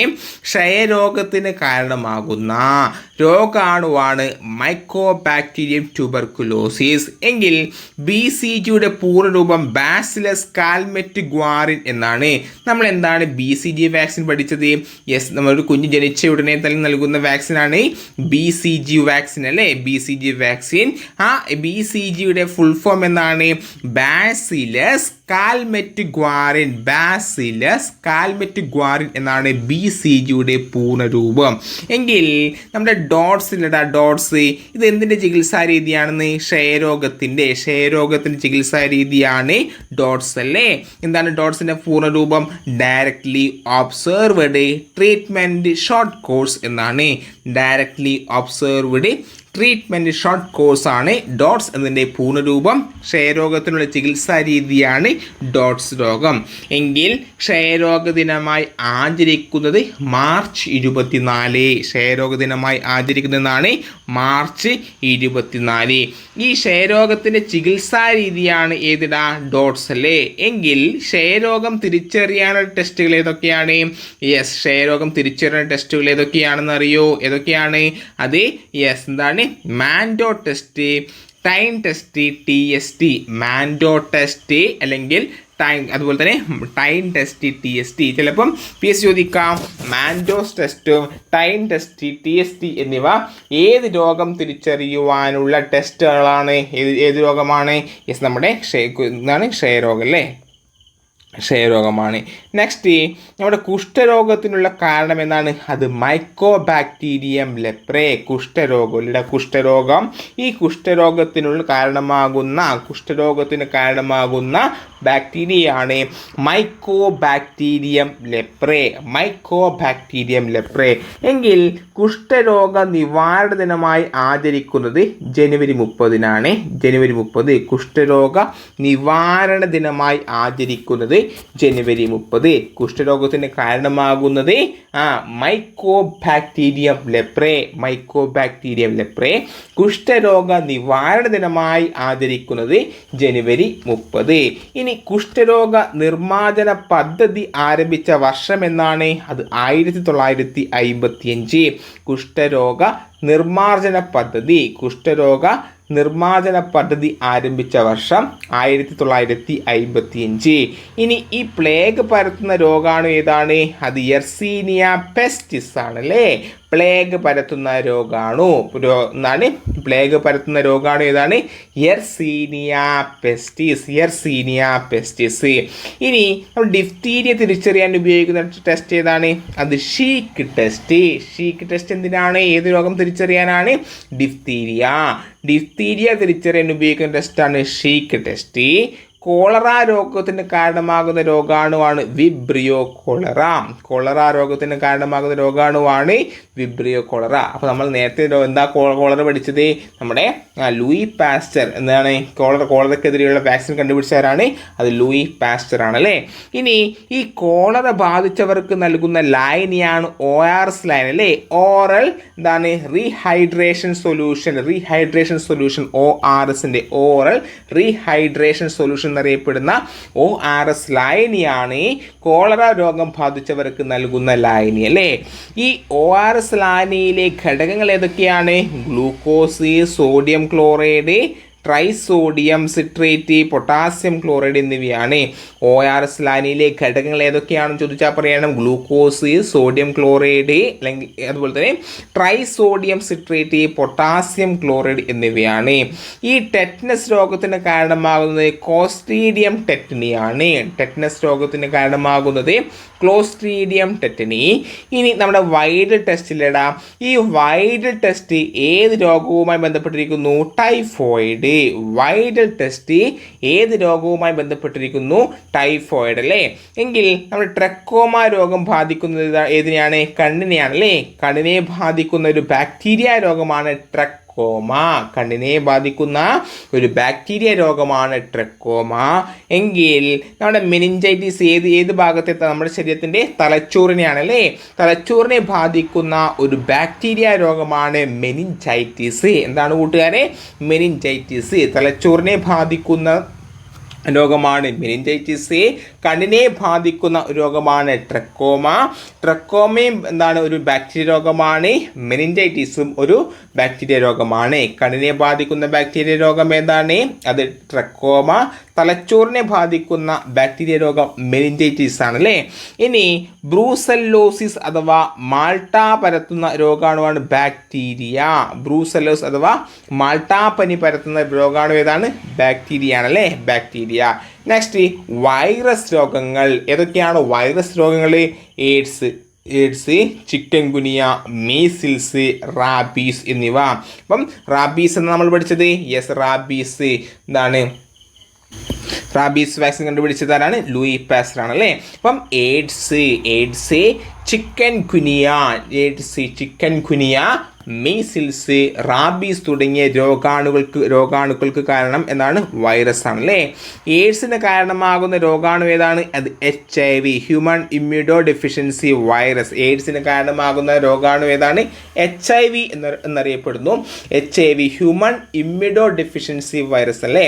ഈ HIV വൈറസ് ആദ്യമായി കണ്ടെത്തിയത് ആരെല്ലാമാണ്? അത് ലൂക്ക് മൊണ്ടേനറും റോബർട്ട് ഗാലോ എന്നിവർ ചേർന്നാണ്. HIV വൈറസിലടാ എയ്ഡ്സ് പരത്തുന്നത്, എയ്ഡ്സ് രോഗത്തിന് കാരണമാകുന്ന രോഗാണുവായ HIV, human immunodeficiency virus എന്നറിയപ്പെടുന്ന HIV വൈറസിനെ ആദ്യമായി കണ്ടെത്തിയത് ലൂക്ക് മൊണ്ടേനറും റോബർട്ട് ഗാലോയും ചേർന്നാണ്. ആരൊക്കെയാണ്? ലൂക്ക് മൊണ്ടേനറും റോബർട്ട് ഗാലോ എന്നിവ. ഈ HIV വൈറസ് ആക്രമിക്കുന്ന ശ്വേതരക്താണു ഏതാണ്? ലിംഫോസൈറ്റിനെയാണ് അല്ലേ. HIV വൈറസ് നമ്മുടെ ശരീരത്തിലേക്ക് കയറിയിട്ട് നമ്മുടെ ശരീരത്തിലുള്ള ലിംഫോസൈറ്റിനെ ആക്രമിക്കുന്നു. അങ്ങനെ നമ്മുടെ ശരീരത്തിൻ്റെ രോഗപ്രതിരോധ ശേഷി ഇല്ലാതെയാകുന്നു. അങ്ങനെയാണ് HIV ബാധയേറ്റ ഒരു മനുഷ്യൻ മരണമടയുന്നത്. ഇനി എയ്ഡ്സ് സ്ഥിരീകരിക്കുന്ന ടെസ്റ്റാണ് വെസ്റ്റേൺ ബ്ലോട്ട് ടെസ്റ്റ്. എയ്ഡ്സ് സ്ഥിരീകരണ ടെസ്റ്റ് ഏതാണ്? എയ്ഡ്സ് സ്ഥിരീകരണ ടെസ്റ്റ് ഏതാണ്? അത് വെസ്റ്റേൺ ബ്ലോട്ട് ടെസ്റ്റാണ്. ലോകത്താദ്യമായി എയ്ഡ്സ് സ്ഥിരീകരിച്ച എവിടെയാണ്? അത് 1981 ഡിസംബർ 1 അമേരിക്കയിലാണ്. ലോകത്താദ്യമായി എയ്ഡ്സ് രോഗം സ്ഥിരീകരിച്ചത് എവിടെയാണ്? അമേരിക്കയിലാണ്. 1981 ഡിസംബർ 1 സ്ഥിരീകരിച്ചത്. നെക്സ്റ്റ് വൈദ്യശാസ്ത്രത്തിൻ്റെ പിതാവ് എന്നറിയപ്പെടുന്ന ആരാണ്? ഹിപ്പോക്രാറ്റസ് ആണല്ലേ. വൈദ്യശാസ്ത്രത്തിൻ്റെ പിതാവ് എന്നറിയപ്പെടുന്ന ഹിപ്പോക്രാറ്റസ് ആണെങ്കിൽ ഇമ്മ്യൂണോളജിയുടെ പിതാവ് എഡ്വേർഡ് ജെന്നറും വാക്സിനേഷൻ്റെ പിതാവ് എഡ്വേർഡ് ജെന്നർ. അപ്പം ഇമ്മ്യൂണോളജിയുടെ പിതാവ് അതുപോലെ വാക്സിനേഷൻ്റെ പിതാവ് എന്നറിയപ്പെടുന്നത് എഡ്വേർഡ് ജെന്നർ ആണല്ലേ. ഇനി കോശ സിദ്ധാന്തത്തെ പരിഷ്കരിച്ചതാരാണ്? അത് റുഡോൾഫ് വിർഷോ. കോശ സിദ്ധാന്തത്തെ പരിഷ്കരിച്ചതാരാണ് കൂട്ടുകാരെ? അത് റുഡോൾഫ് വിർഷോ ആണല്ലേ. നെക്സ്റ്റ്, സ്മോൾ പോക്സ് അല്ലെങ്കിൽ വസൂരിക്കെതിരെ ആദ്യം വാക്സിൻ കണ്ടെത്തിയത് എഡ്വേർഡ് ജെന്നർ ആണ്. അതാണ് വസൂരി രോഗത്തിനെതിരെ ആദ്യമായി വാക്സിൻ കണ്ടെത്തിയത് എഡ്വേർഡ് ജെന്നർ ആണല്ലേ. ഇനി പോളിയോ കുത്തിവയ്പ്പ് കണ്ടെത്തിയതാരാണ്? അത് ജോനാസ് സാൽക്ക്. പോളിയോ കുത്തിവയ്പ്പ് കണ്ടെത്തിയത് ജോനാസ് സാൽക്കും പോളിയോ തുള്ളുമരുന്ന് കണ്ടെത്തിയത് ആൽബർട്ട് സാബിനാണ്. പോളിയോ കുത്തിവയ്പ്പ് കണ്ടെത്തിയത് ആരാണ്? അത് ജോനാസ് സാൽക്കും പോളിയോ തുള്ളുമരുന്ന് കണ്ടെത്തിയത് ആൽബർട്ട് സാബിനുമാണ്. ഇനി ക്ഷയരോഗത്തിനെതിരെയുള്ള BCG വാക്സിൻ വികസിപ്പിച്ചത് ആരെല്ലാമാണ്? അത് കാൽമെറ്റ, ഗ്വാറിൻ എന്നിവർ ചേർന്നാണ്. ആരൊക്കെ ചേർന്നാണ്? യെസ്, കാൽമെറ്റ, ഗ്വാറിൻ എന്നിവർ ചേർന്നാണ് ഏതിടാ ക്ഷയരോഗത്തിനെതിരെയുള്ള വാക്സിൻ കണ്ടെത്തിയത്. യെസ്. നെക്സ്റ്റ് എന്താണ്? മീസിൽസ് വാക്സിൻ കണ്ടെത്തിയതാരാണ്? മീസിൽസ് ഒരു വൈറസ് രോഗമാണ്. മീസിൽസ് എന്ന് പറഞ്ഞല്ലേ എന്നാണ് ജോൺ ആൻഡേഴ്സൺ ആണ്. John Anderson. ഇനി MMR വാക്സിൻ കണ്ടെത്തിയതാരാണ്? മംസ്, മീസിൽസ്, റുബല്ല എന്നിവ വാക്സിൻ കണ്ടെത്തിയത് മൗറീസ് ഹിൽമാൻ. ആരാണ്? Maurice Hilleman. MMR വാക്സിൻ കണ്ടെത്തിയത് മൗറീസ് ഹിൽമാൻ ആണ്. ഇനി നമ്മുടെ റാബീസ് വാക്സിൻ കണ്ടെത്തിയത് ആരാണ്? ലൂയിസ് പാസ്റ്റർ ആണല്ലേ. എന്താണ്? റാബീസ് വാക്സിൻ കണ്ടെത്തിയത് ലൂയിസ് പാസ്റ്ററും വസൂരി വാക്സിൻ കണ്ടെത്തിയത് എഡ്വേർഡ് ജെന്നറുമാണ്. വസൂരി വാക്സിൻ കണ്ടെത്തിയത് ആരാണ്? Edward Jenner. അപ്പം MMR വാക്സിൻ കണ്ടെത്തിയത് മൗറീസ് ഹിൽമാനും റാബീസ് വാക്സിൻ കണ്ടെത്തിയത് ലൂയി പാസ്റ്ററും വസൂരി വാക്സിൻ കണ്ടെത്തിയത് എഡ്വേർഡ് ജെന്നറുമാണല്ലേ. ഇനി ഇന്ത്യയിൽ ലോകത്താദ്യമായി എയ്ഡ്സ് സ്ഥിരീകരിച്ചത് അമേരിക്കയിലാണ്. 1981 ഡിസംബർ 1 പറഞ്ഞല്ലേ. എങ്കിൽ ഇന്ത്യയിൽ ആദ്യമായിട്ട് എയ്ഡ്സ് സ്ഥിരീകരിച്ച എവിടെയാണ്? അത് ചെന്നൈയിലാണ്. 1986 ചെന്നൈയിലാണ് ഇന്ത്യയിൽ ആദ്യമായിട്ട് എയ്ഡ്സ് സ്ഥിരീകരിച്ചത് അല്ലേ. എങ്കിൽ കേരളത്തിൽ എവിടെയാണ് ആദ്യമായിട്ട് എയ്ഡ്സ് സ്ഥിരീകരിച്ചത്? പത്തനംതിട്ട 1987. അപ്പം 1986 ചെന്നൈയിൽ എന്താണ് എയ്ഡ്സ് സ്ഥിരീകരിച്ചു. തൊട്ടടുത്ത വർഷം തന്നെ 1987 കേരളത്തിൽ ആദ്യമായിട്ട് പത്തനംതിട്ടയിലും എന്താണ് എയ്ഡ്സ് സ്ഥിരീകരിച്ചു. ഇനി വവ്വാലുകളിൽ നിന്നും മനുഷ്യരിലേക്ക് പകരുന്ന വൈറസ് രോഗമാണ് എബോള. വവ്വാലുകളിൽ നിന്നും മനുഷ്യരിലേക്ക് പകരുന്ന വൈറസ് രോഗമാണ് എബോള. ഈ ചിക്കൻ ഗുനിയ രോഗവാഹകർ ഏതാണ്? അത് ഈഡീസ് ഈജിപ്തി, ഈഡീസ് ആൽബോപ്റ്റിക്കിൻ എന്നിവയാണ്. ഏതൊക്കെയാണ്? ഈഡീസ് ഈജിപ്തി അതുപോലെ തന്നെ ഈഡീസ് ആൽബോപ്റ്റിക്സ് എന്നീ കൊതുകുകളാണ് ചിക്കൻ ഗുനിയ രോഗം പരത്തുന്നത്. എങ്കിൽ കേരളത്തിൽ ആദ്യമായിട്ട് ചിക്കൻ ഗുനിയ റിപ്പോർട്ട് ചെയ്തത് എവിടെയാണ്? ആലപ്പുഴയിലാണ് കേട്ടോ. കേരളത്തിൽ ആദ്യമായിട്ട് ചിക്കൻ ഗുനിയ റിപ്പോർട്ട് ചെയ്ത ജില്ല ഏതാണ്? ആലപ്പുഴയാണെങ്കിൽ ചിക്കൻ പോക്സിന് കാരണമാകുന്ന രോഗാണുവാണ് varicella zoster virus. Chicken pox varicella zoster virus എന്നാണ്. ചിക്കൻ പോക്സിന് കാരണമാകുന്ന രോഗാണു ഏതാണ്? അത് വാരിസെല്ല സോസ്റ്റർ വൈറസ് ആണ് അല്ലേ. ഇനി ഹെപ്പറ്റൈറ്റിസ് ബാധിക്കുന്ന അവയവം ഏതാണ്? കരളാണ്. ഹെപ്പറ്റൈറ്റിസ് ബാധിക്കുന്ന അവയവം കരളാണെങ്കിൽ ഈ ജലത്തിലൂടെ പകരുന്ന ഹെപ്പറ്റൈറ്റിസ് വകഭേദങ്ങൾ ഏതൊക്കെയാണ്? ഹെപ്പറ്റൈറ്റിസ് എയും ഹെപ്പറ്റൈറ്റിസ് ഇയും. ജലത്തിലൂടെ പകരുന്ന ഹെപ്പറ്റൈറ്റിസ് വകഭേദങ്ങൾ ഹെപ്പറ്റൈറ്റിസ് എയും ഇയുമാണ്. ഹെപ്പറ്റൈറ്റിസ് ഇയുമാണ്. എങ്കിൽ ലൈംഗിക ബന്ധം, രക്തദാനം, സിറിഞ്ച് എന്നിവയിലൂടെ പകരുന്ന ഹെപ്പറ്റൈറ്റിസ് വകഭേദങ്ങളാണ് ഹെപ്പറ്റൈറ്റിസ് ബിയും ഹെപ്പറ്റൈറ്റിസ് സിയും. ഹെപ്പറ്റൈറ്റിസ് ബി, സി എന്നിവ. ജലത്തിലൂടെ പകരുന്നത് ഹെപ്പറ്റൈറ്റിസ് എ ഇ നോക്കുക. ലൈംഗിക ബന്ധം അതുപോലെ തന്നെ രക്തദാനം, സിറിഞ്ച് എന്നിവയിലൂടെ പകരുന്ന ഹെപ്പറ്റൈറ്റിസ് വകഭേദങ്ങളാണ് ഹെപ്പറ്റൈറ്റിസ് ബിയും ഹെപ്പറ്റൈറ്റിസ് സിയും. ഓക്കെ അല്ലേടാ? ഓക്കെ അല്ലേ? അപ്പം ഇന്ത്യയിൽ ആദ്യമായിട്ട് എയ്ഡ്സ് സ്ഥിരീകരിച്ചത് എവിടെയാണ്? 1986 ചെന്നൈയിൽ. എങ്കിൽ ലോകത്താദ്യമായിട്ടാണെങ്കിൽ അമേരിക്കയിലാണല്ലേ? 1981 ഡിസംബർ 1 അമേരിക്കയിൽ ആദ്യമായിട്ട് എയ്ഡ്സ് സ്ഥിരീകരിച്ചത്. എങ്കിൽ കേരളത്തിൽ ആദ്യമായിട്ട് എയ്ഡ്സ് സ്ഥിരീകരിച്ചത് എവിടെയാണ്? അത് 1987 പത്തനംതിട്ട ജില്ലയിലും. വവ്വാലുകളിൽ നിന്നും മനുഷ്യരിലേക്ക് പകരുന്ന വൈറസ് രോഗം എബോളയാണ്. ചിക്കൻ ഗുനിയ രോഗവാഹകർ ഈഡീസ് ഈജിപ്തി, അതുപോലെ ഈഡീസ് ആൽബോപ്സിക്സ് എന്നീ കൊതുകുകളാണ്. കേരളത്തിൽ ആദ്യം ചിക്കൻ ഗുനിയ റിപ്പോർട്ട് ചെയ്ത ജില്ല, കേരളത്തിൽ ആദ്യമായിട്ട് ചിക്കൻ ഗുനിയ റിപ്പോർട്ട് ചെയ്തത് എവിടെയാണ്? ആലപ്പുഴ. ചിക്കൻ പോക്സിന് കാരണമാകുന്ന രോഗാണുവാണ് വാരിസെല്ല സോസ്റ്റർ വൈറസ്. ഹെപ്പറ്റൈറ്റിസ് ബാധിക്കുന്ന മനുഷ്യ ശരീരാവയവവും കരളാണ്. ഹെപ്പറ്റൈറ്റിസ് ജലത്തിലൂടെ പകരുന്ന ഹെപ്പറ്റൈറ്റിസ് വകഭേദങ്ങൾ A-E അല്ലേ? ഹെപ്പറ്റൈറ്റിസ് എയും ഹെപ്പറ്റൈറ്റിസ് ഇയുമാണെങ്കിൽ നമ്മുടെ ലൈംഗിക ബന്ധം, അതുപോലെ തന്നെ രക്തദാനം, സിറിഞ്ചി എന്നിവയിലൂടെ പകരുന്ന ഹെപ്പറ്റൈറ്റിസ് വകഭേദങ്ങൾ ഹെപ്പറ്റൈറ്റിസ് ബിയും ഹെപ്പറ്റൈറ്റിസ് സിയുമാണ്. ഇത്രയും കാര്യങ്ങൾ ഓക്കെ അല്ലേ കൂട്ടുകാരെ? ഇനി നമ്മുടെ പോളിയോ രോഗം ബാധിക്കുന്ന എന്തിനെയാണ്? നാഡീവ്യവസ്ഥയാണല്ലേ? പോളിയോ രോഗം ബാധിക്കുന്ന എവിടെയാണ്?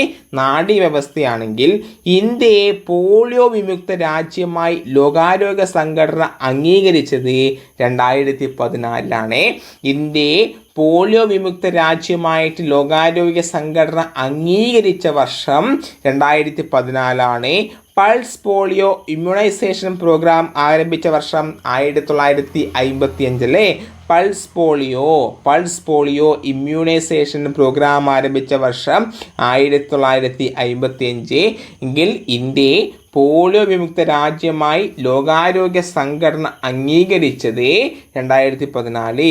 ഇന്ത്യയിലെ ആദ്യത്തെ പോളിയോ വിമുക്ത ജില്ലയാണ് പത്തനംതിട്ട. അപ്പം കേരളത്തിൽ ആദ്യമായിട്ട് നമ്മുടെ എയ്ഡ്സ് രോഗം സ്ഥിരീകരിച്ച പത്തനംതിട്ടയിലാണ് ആദ്യ പോളിയോ വിമുക്ത ജില്ല. അപ്പം എയ്ഡ്സ് വന്നേരം പോളിയോ ഇല്ലാണ്ടായി എന്ന് ജസ്റ്റ് വേണമെങ്കിൽ ഓർത്തു വെക്കുക. ഈ റാബീസ് അറിയപ്പെടുന്ന മറ്റൊരു പേരാണ് ഹൈഡ്രോഫോബിയ. ഹൈഡ്രോഫോബിയ അല്ലേ? ഈ വസൂരിക്ക് കാരണമാകുന്ന വൈറസ് ഏതാണ്? അത് വേരിയോള വൈറസ്. വസൂരിക്ക് കാരണമാകുന്ന വൈറസ് ആണ് വസൂരി, വേരിയോള വൈറസ്. റാബീസ് അറിയപ്പെടുന്ന മറ്റൊരു പേര് ഹൈഡ്രോഫോബിയ. ഇന്ത്യയിലെ അടുത്ത പോളിയോ വിമുക്ത ജില്ല പത്തനംതിട്ട. വസൂരിക്ക് കാരണമാകുന്ന വൈറസ് വേരിയോള വൈറസ്. ഈ ഭൂമുഖത്ത് നിന്നും വസൂരി തുടച്ചു നീക്കിയതായി ലോകാരോഗ്യ സംഘടന പ്രഖ്യാപിച്ചതെന്നാണ് കൂട്ടുകാരെ? 1980 മെയ് 8 1980 മെയ് 8 ഭൂമുഖത്തു നിന്നും വസൂരി തുടച്ചു നീക്കിയതായി ലോകാരോഗ്യ സംഘടന പ്രഖ്യാപിച്ചു. ഇനി നമ്മുടെ സാർസ് രോഗത്തിന് കാരണമാകുന്ന വൈറസാണ് കൊറോണ വൈറസ്. എന്താണ്? Corona virus. സാർസ് രോഗത്തിന് കാരണമാകുന്ന വൈറസ് ഏതാണ്? കൊറോണ വൈറസ് ആണല്ലേ? Corona virus. സാർസ് രോഗത്തിന് കാരണമാകുന്ന വൈറസ് ഏതാണ്? Corona virus. നമ്മുടെ സാർസ് രോഗമില്ലടാ. ഈ സാർസ് രോഗം ബാധിക്കുന്ന അവയവം ഏതാണ്? നമ്മുടെ ശ്വാസകോശം. ഏതാണ്? ശ്വാസകോശം സ്പോഞ്ച് പോലെയാണല്ലേ? അപ്പം ശ്വാസകോശത്തെ ബാധിക്കുന്നതാണ് ഏത്? സാർസ് രോഗം ബാധിക്കുന്ന അവയവം ശ്വാസകോശമാണെങ്കിൽ നമ്മുടെ പക്ഷിപ്പനിക്ക് കാരണമാകുന്ന വൈറസ് ഏതാണ്? H5N1 virus. പക്ഷിപ്പനിക്ക് കാരണമാകുന്ന വൈറസ് ഏതാണ്? H5N1 വൈറസ് ആണല്ലേ? എങ്കിൽ പന്നിപ്പനിക്ക് കാരണമാകുന്ന വൈറസ് ഏതാണ് കൂട്ടുകാരെ?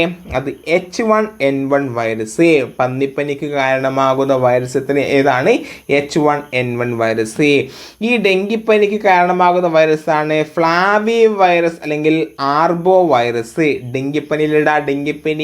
ഈ ഡെങ്കിപ്പനിക്ക് കാരണമാകുന്ന വൈറസാണ് ഫ്ലാവി വൈറസ്. അതുപോലെ തന്നെ അല്ലെങ്കിൽ ആർബോ വൈറസ്. ഡെങ്കിപ്പനി തിരിച്ചറിയാൻ സഹായിക്കുന്ന ടെസ്റ്റാണ് ടൂർണിക്കറ്റ് ടെസ്റ്റ്. ഡെങ്കിപ്പനി തിരിച്ചറിയാൻ സഹായിക്കുന്ന ടെസ്റ്റാണ് ടൂർണിക്കറ്റ് ടെസ്റ്റ് അല്ലേ. എങ്കിൽ പീസ് ചോദിക്കുന്നത് ഇങ്ങനെയായിരിക്കും, ടൂർണിക്കറ്റ് ടെസ്റ്റ് ഏത് രോഗത്തെ തിരിച്ചറിയാനാണ്? ഡെങ്കിപ്പനി. ഈ ഡെങ്കിപ്പനി രോഗവാഹകർ ഏതാണ്? ഈഡീസ് ഈജിപ്തി കൊതുകുകളാണ്. അപ്പം ഡെങ്കിപ്പനി തിരിച്ചറിയാൻ സഹായിക്കുന്ന ടെസ്റ്റാണ് ടൂർണിക്കറ്റ് ടെസ്റ്റ്. ഡെങ്കിപ്പനി പരത്തുന്ന രോഗവാഹകർ ഏതൊക്കെ ആരാണ്? ഈഡീസ് ഈജിപ്തി കൊതുകുകളാണ്. നിപ്പ രോഗത്തിന് കാരണമാകുന്ന രോഗമാണ് ഏതാണ്? വൈറസ് രോഗമാണല്ലേ നിപ്പ രോഗത്തിന് കാരണമാകുന്ന രോഗമാണ് ഏതാണ്? വൈറസാണ്. നിപ്പ രോഗവാഹകർ ഏതാണ്? വവ്വാലാണല്ലേ. വവ്വാലാണ് ഈ നിപ്പ രോഗാണു വൈറസിനെ ഒരു സ്ഥലത്ത് നിന്ന് മറ്റൊരു സ്ഥലത്തേക്ക് കൊണ്ടുപോകുന്നത് കൊണ്ട് നിപ്പ രോഗവാഹകർ ആരാണെന്ന് ചോദിച്ചാൽ പറയണം വവ്വാലാണ്. കേരളത്തിൽ ആദ്യം നിപ്പ റിപ്പോർട്ട് ചെയ്ത് എവിടെയാണ്? അത് കോഴിക്കോട് ജില്ലയിലെ പേരാമ്പ്രയിലെ ചെങ്ങരോത്ത് ഗ്രാമത്തിലാണല്ലേ. കേരളത്തിൽ ആദ്യമായിട്ട് നിപ്പ റിപ്പോർട്ട് ചെയ്തത് കോഴിക്കോട് പേരാമ്പ്രയിൽ ചെങ്ങരോത്ത് ഗ്രാമത്തിൽ. എവിടെയാണ്? ചെങ്ങരോത്ത് ഗ്രാമത്തിൽ. മന്ത് രോഗവാഹകർ ഏതാണ്? അത് ക്യൂലക്സ് കൊതുകുകളാണ്. മന്ത് രോഗവാഹകർ ക്യൂലക്സ് പെൺകൊതുകുകളാണ് മന്ത് രോഗവാഹകർ എന്നറിയപ്പെടുന്നത്. രാത്രി രക്തപരിശോധന നടത്തി തിരിച്ചറിയുന്ന പ്രോട്ടോസോവ രോഗമാണ് മന്ത്. PS ചോദിച്ചാണ് രാത്രി രക്തപരിശോധന നടത്തി തിരിച്ചറിയുന്ന രോഗം ഏതാണ്? അത് മന്താണല്ലേ. രാത്രി രക്തപരിശോധന നടത്തി തിരിച്ചറിയുന്ന പ്രോട്ടോസോവ രോഗമാണ് ഏതിടാ? മന്ത്. എങ്കിൽ മലേറിയ രോഗത്തിന് കാരണമാകുന്നത് പ്ലാസ്മോഡിയം വൈവാക്സ് ആണ്. മലേറിയ രോഗത്തിന് കാരണമാകുന്ന ഏതാണ്? അത് പ്ലാസ്മോഡിയം വൈവാക്സ്. മലേറിയ രോഗവാഹകർ ഏതാണ്? അനോഫിലസ് പെൺകൊതുകുകൾ. അപ്പം മലേറിയ രോഗത്തിന് കാരണമാകുന്നത് പ്ലാസ്മോഡിയം വൈവാക്സും മലേറിയ രോഗവാഹകർ ഏതാണ്? അത് അനോഫിലസ് പെൺകൊതുകുകൾ. ഇനി കാഡ്മിയം വിഷബാധക്ക് കാരണം ഉണ്ടാകുന്ന രോഗമാണ് ഇത്തായ് രോഗം. കാഡ്മിയം വിഷബാധ കാരണം ഉണ്ടാകുന്ന രോഗമേതാണ്? അത് ഇത്തായ് രോഗമാണ്. മെർക്കുറി വിഷബാധ കാരണം ഉണ്ടാകുന്ന രോഗമാണ് മീനമാതാ രോഗം. ലെഡ് വിഷബാധ കാരണം ഉണ്ടാകുന്ന രോഗമാണ് ഏത്? പ്ലംബിസം അല്ലേ. ലെഡ് വിഷബാധ കാരണം ഉണ്ടാകുന്ന രോഗമാണ് ഏതിടാ? പ്ലംബിസം. ക്വാറി മേഖലയിൽ ജോലി ചെയ്യുന്നവരെ ബാധിക്കുന്ന രോഗമാണ് സിലിക്കോസിസ്. എന്താണ്? സിലിക്കോസിസ്. ക്വാറി മേഖലയിൽ ജോലി ചെയ്യുന്നവരെ ബാധിക്കുന്ന രോഗമാണ് സിലിക്കോസിസ്. എങ്കിൽ പയോറിയ, ജിഞ്ചിവൈറ്റിസ് എന്നീ രോഗങ്ങൾ ബാധിക്കുന്ന അവയവം മോണയാണ്. പയോറിയ, ജിഞ്ചിവൈറ്റിസ് എന്നീ രോഗങ്ങൾ ബാധിക്കുന്ന അവയവം മോണയാണ്. ഇനി സാർസ്, സിലിക്കോസിസ്, ബ്രോങ്കൈറ്റിസ്, ന്യൂമോണിയ എന്നീ രോഗങ്ങൾ ബാധിക്കുന്നത് ശ്വാസകോശത്തെയാണ് കേട്ടോ. ശ്വാസകോശം ഇതിനെയാണ് സാർസ്, സിലിക്കോസിസ്, ബ്രോങ്കൈറ്റിസ്, ന്യൂമോണിയ എന്നീ രോഗങ്ങൾ ബാധിക്കുന്ന അവയവം ശ്വാസകോശമാണ്. കഴിഞ്ഞ PSC പരീക്ഷയിൽ ചോദിച്ചെങ്ങനെയാണ്? ന്യൂമോണിയ മനുഷ്യശരീരത്തിൻ്റെ ഏത് അവയവത്തെ ബാധിക്കുന്നു? ശ്വാസകോശം അല്ലേ. എന്താണ്? സാർസ്, സിലിക്കോസിസ്, ബ്രോങ്കൈറ്റിസ്, ന്യൂമോണിയ എന്നീ രോഗങ്ങൾ ബാധിക്കുന്ന അവയവം ശ്വാസകോശമാണ്. ഇനി എക്സിമ, മെലനോമ, ഡെർമറ്റൈസിസ്, സോറിയാസിസ് എന്നീ രോഗങ്ങൾ ബാധിക്കുന്ന അവയവം ത്വക്കാണ്. എക്സിമ, മെലനോമ, ഡെർമറ്റൈറ്റിസ്, സോറിയാസിസ് എന്നീ രോഗങ്ങൾ ബാധിക്കുന്ന ത്വക്കിനെയാണ്. അതും കൂടി ഓർത്തു വെക്കുക. എങ്കിൽ പേപ്പട്ടി വിഷം, എൻസെഫലൈറ്റിസ് എന്നീ രോഗങ്ങൾ ബാധിക്കുന്ന ഭാഗങ്ങൾ മസ്തിഷ്കം അതുപോലെ സുഷുമ്ന എന്നിവയാണ്. പേപ്പട്ടി വിഷം നമ്മുടെ നാഡീവ്യവസ്ഥയാണ് ബാധിക്കുന്നത് നമ്മൾ പറഞ്ഞല്ലേ. അപ്പം പേപ്പട്ടി വിഷം, എൻസെഫലൈറ്റിസ് പേപ്പട്ടി വിഷവും എൻസെഫലൈറ്റിസ് എന്നീ രോഗങ്ങൾ ബാധിക്കുന്ന ഭാഗങ്ങൾ നമ്മുടെ മസ്തിഷ്കത്തെയും സുഷുമ്നയെയുമാണ്. ഇനി പോളിയോ, അപസ്മാരം എന്നീ രോഗങ്ങൾ ബാധിക്കുന്നത് നാഡീവ്യവസ്ഥയാണ്. പോളിയോ, അപസ്മാരം എന്നീ രോഗങ്ങൾ ബാധിക്കുന്ന ഭാഗം ഏതാണ്? നാഡീവ്യവസ്ഥയാണ്. ഓക്കെ അല്ലടാ. ഇനി നമ്മുടെ ഗോയിറ്റർ ബാധിക്കുന്ന ഗ്രന്ഥി ഏതാണ്? അത് തൈറോയിഡ് ഗ്രന്ഥി. ഗോയിറ്റർ ബാധിക്കുന്നത് തൈറോയ്ഡ് ഗ്രന്ഥിയെയാണല്ലേ. ഇനി ബിലിറുബിൻ ടെസ്റ്റ് ഏത് രോഗവുമായി ബന്ധപ്പെട്ടിരിക്കുന്നു? മഞ്ഞപ്പിത്തം. ബിലിറുബിൻ ടെസ്റ്റ് ഏത് രോഗവുമായി ബന്ധപ്പെട്ടിരിക്കുന്നു? മഞ്ഞപ്പിത്തം. ഗോയിറ്റർ ബാധിക്കുന്ന ഗ്രന്ഥി തൈറോയ്ഡ് ഗ്രന്ഥി. ബിലിറുബിൻ ടെസ്റ്റ് മഞ്ഞപ്പിത്തം. ഇനി മാമോഗ്രഫി ഏത് രോഗവുമായി ബന്ധപ്പെട്ടിരിക്കുന്നു? സ്തനാർബുദം. മാമോഗ്രഫി ഏത് രോഗവുമായി ബന്ധപ്പെട്ടിരിക്കുന്നു? സ്തനാർബുദം. ഇനി പാപ്സ്മിയർ ടെസ്റ്റ് ഏത് രോഗവുമായി ബന്ധപ്പെട്ടിരിക്കുന്നു? ഗർഭാശയ ക്യാൻസർ. പാപ്സ്മിയർ ടെസ്റ്റ് ഗർഭാശയ ക്യാൻസർ ആണല്ലേ. യെസ്, ഓക്കെ അല്ലേ? അപ്പം ഇത്രയും ചോദ്യങ്ങളാണ്. ഇതും കൂടി നമുക്ക് ചർച്ച ചെയ്യാം കേട്ടോ. യെസ്, എന്താടാ? യെസ്, ഹാൻസസ് രോഗം എന്നറിയപ്പെടുന്നതാണ് കുഷ്ഠമാണ് അല്ലേ. ഹാൻസസ് രോഗം കുഷ്ഠം. വീൽസ് രോഗം കർഷകരുടെ രോഗം എന്നിങ്ങനെ അറിയപ്പെടുന്നതാണ് എലിപ്പനി.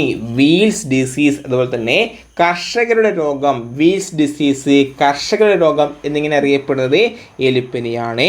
രോഗങ്ങളുടെ രാജാവ് കോക്സ് രോഗം, വെളുത്ത പ്ലേഗ് എന്നറിയപ്പെടുന്നത് ക്ഷയമാണ് അല്ലെങ്കിൽ ട്യൂബർക്കുലോസിസ്. രോഗങ്ങളുടെ രാജാവ് കോക്സ് രോഗം, കോക്സ് ഡിസീസ് അല്ലെങ്കിൽ വെളുത്ത പ്ലേഗ് എന്നിങ്ങനെ അറിയപ്പെടുന്നത് ക്ഷയമാണ്.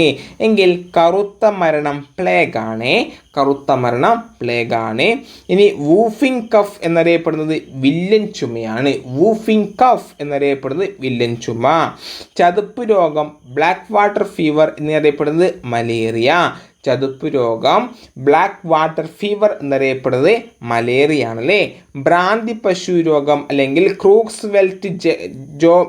ജേക്കബ് രോഗം. ജേക്കബ് രോഗം എന്നറിയപ്പെടുന്നത് പ്രിയോൺസ് ആണ്. പ്രിയോൺസ്. ബ്രേക്ക് ബോൺ ഫീവർ എന്നറിയപ്പെടുന്നത് ഇതാണ് ഡെങ്കിപ്പനിയാണ് കേട്ടോ. ഭ്രാന്തി പശു രോഗം എന്നറിയപ്പെടുന്ന ഇതാണ്, അത് പ്രയോൺസ് അല്ലെങ്കിൽ ബ്രേക്ക് ബോൺ ഫീവർ എന്നറിയപ്പെടുന്ന ഡെങ്കിപ്പനിയാണ്.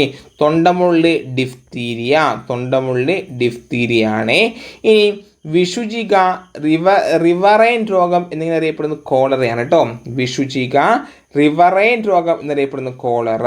എങ്കിൽ ലോക്ക് ജോ ഡിസീസ് അല്ലെങ്കിൽ അതുപോലെ തന്നെ കുതിരസന്നി, ലോക്ക് ജോ രോഗം അതുപോലെ തന്നെ കുതിരസന്നി എന്നറിയപ്പെടുന്ന ടെറ്റനസ്. ഇനി സന്നിപാത ജ്വരം, എൻഡറിക് ഫീവർ എന്നീ പേരിൽ അറിയപ്പെടുന്നത് ടൈഫോയിഡ്. സന്നിപാത ജ്വരം, എൻഡറിക് ഫീവർ എന്നറിയപ്പെടുന്നത് ടൈഫോയിഡ്. ഓക്കെ അല്ലേ? അപ്പം ഇത്രയും ചോദ്യങ്ങളാണ്, നല്ല കിടുക്കാച്ച ചോദ്യങ്ങളാണ് ഈ വീഡിയോയിൽ നിങ്ങളുമായി ഷെയർ ചെയ്തത്. ഈ വീഡിയോ ഇഷ്ടപ്പെട്ടെങ്കിൽ നിങ്ങൾ എന്താക്കുക, ലൈക്ക് ചെയ്യുക, നിങ്ങളുടെ അഭിപ്രായങ്ങൾ കമൻറ്റ് രൂപത്തിൽ രേഖപ്പെടുത്തുക. ഇതിൻ്റെ ബാക്കി നാളെ തീർച്ചയായിട്ടും അപ്ലോഡ് ചെയ്യുന്നതായിരിക്കും. അപ്പോൾ നമ്മുടെ ചാനൽ ആദ്യമായിട്ട് കാണുന്ന കൂട്ടുകാരെ നമ്മുടെ ചാനൽ സബ്സ്ക്രൈബ് ചെയ്യാൻ മറക്കല്. അതുപോലെ നിങ്ങളുടെ അഭിപ്രായങ്ങൾ കമൻറ്റ് രൂപത്തിലും രേഖപ്പെടുത്തുക. അടുത്ത വീഡിയോയിൽ കാണുന്നവരെ ബൈ, സീ യു.